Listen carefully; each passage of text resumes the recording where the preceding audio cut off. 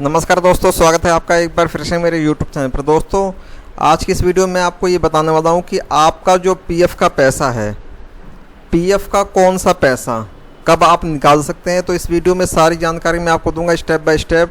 तो दोस्तों, यदि आप चैनल पर नए हैं, वीडियो को पहली बार देख रहे हैं, तो चैनल को सब्सक्राइब करना ना भूलें और वीडियो पसंद आए तो वीडियो को ज़्यादा से ज़्यादा लाइक करें, अपने दोस्तों के साथ शेयर करें। और पीएफ से रिलेटेड लेटेस्ट इन्फॉर्मेशन के लिए हमारे चैनल को अभी सब्सक्राइब करें ताकि आपके पास सबसे पहले नोटिफिकेशन जा सके। तो चलिए दोस्तों, आपको मैं समझाता हूँ कि कौन सा पैसा आप कब निकाल सकते हैं। तो सबसे पहले तो मैंने आपको आपके सामने ये स्क्रीन पे ईपीएफ की पासबुक दिखाई दे रही होगी, जैसा कि आप देख सकते हैं।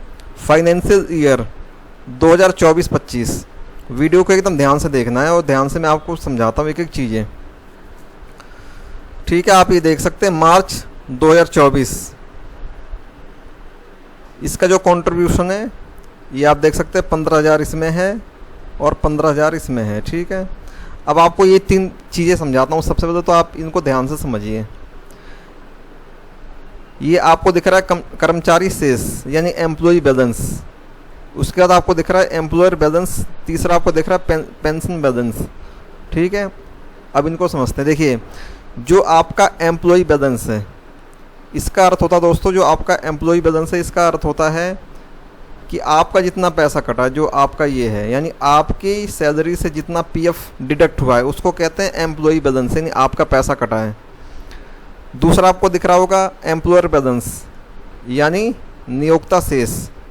एम्प्लॉयर बैलेंस का अर्थ ये होता है कि जो आपकी कंपनी है उस कंपनी का जितना आपका पैसा कटा है वो आपको यहाँ पे शो हो जाएगा। ठीक है, यानी 5,960 रुपये कंपनी का कटा है, ये होता है। यानी जितना पीएफ आपका कटता है उतना पीएफ का कटता है। ये आपका जो कंपनी जो इसमें देती है कंट्रीब्यूशन अपना 3.67% का देती है और इसमें देती है पेंशन में 8.33% का कंट्रीब्यूशन देती है।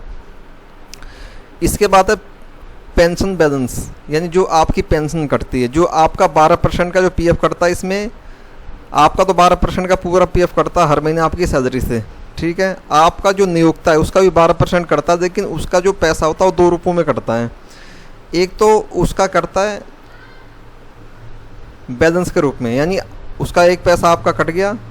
दूसरा उसका जो पैसा कटता है वो कटता है पेंशन के रूप में। ठीक है, तो पेंशन के रूप में जो पैसा वो ज़्यादा कटता है 8.33%, और जो उसका जो पैसा नॉर्मल वो कटता है आपका 3.67%। तो ये आपका ये 3 तरीके से आपका जो पैसा कटता है ये 3 तरीके से जमा होता है। ठीक है, अब बात करते हैं कि आप कौन सा पैसा कब निकाल सकते हैं। तो देखिए, जो एम्प्लॉय का पैसा यानी जो आपका पैसा कटा हुआ है, जो ये वाला पैसा आपका है, ये आप पैसा कभी भी निकाल सकते हैं। चाहे आप जॉब कर रहे हैं उस टाइम भी निकाल सकते हैं, जॉब छोड़ने के बाद भी निकाल सकते हैं। इसके लिए जो फॉर्म भरा जाता है दोस्तों, वो भरा जाता है फॉर्म एडवांस फॉर्म 31। ठीक है, एडवांस फॉर्म 31 आपका भरा जाता है। इसके लिए ये पैसा आप कभी भी निकाल सकते हैं, चाहे आप जॉब कर रहे हो चाहे आप जॉब छोड़ चुके हो, कभी भी। दूसरा जो ये पैसा होता है नियोक्ता का यानी एम्प्लॉयर का, जो आपका कंपनी का जो पैसा कटता है, ये पैसा भी आप कभी भी निकाल सकते हैं, चाहे 1 महीने में, 2 महीने में, 3 महीने में, 5 महीने में, जब आपकी इच्छा करे तभी भी, जब आपकी इच्छा करे तब भी ये पैसा निकाल सकते हैं। जब आपका मन करे तब ये पैसा आप निकाल सकते हैं। ठीक है, लेकिन इस पैसे में से आपको कुछ % पैसा मिलता है, बाकी पैसा आपका जमा रहता है। सारा पैसा ये नहीं मिलता, लेकिन आपका जो पैसा कटा है ये सारा पैसा आपको मिलता है। तीसरा है पेंशन का पैसा। सबसे मेन इंपॉर्टेंट ये है। अब इसके बारे में आपको एकदम ध्यान से समझना है, क्योंकि सबसे मेन इंपॉर्टेंट पॉइंट है इस वीडियो का ये।